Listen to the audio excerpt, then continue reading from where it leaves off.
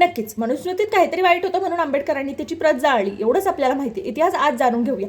तर गोष्ट आहे 1923ची, जेव्हा बॉम्बे प्रेसिडेन्सीनं आदेश काढले की सार्वजनिक पाण्याचे स्रोत हे सगळ्यांसाठी खुले असतील. पण असं झालं नाही. दलितांना, शूद्रांना जातीपातीच्या नावाखाली डांबून त्यांनी पाण्याच्या खुल्या स्रोतांपासून विमुक्त ठेवलं.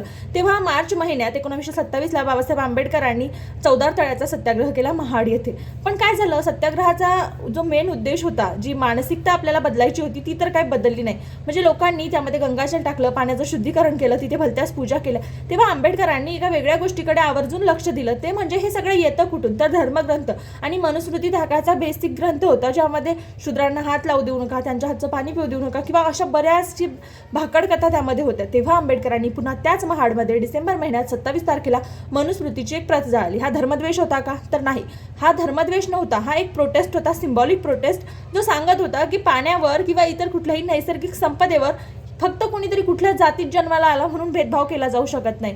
तर तुम्हाला ही गोष्ट माहिती होती का? मला कमेंट करून नक्की सांगा. आणि अजून कुठल्या विषयावर ऐकायला आवडेल ते सुद्धा सांगा.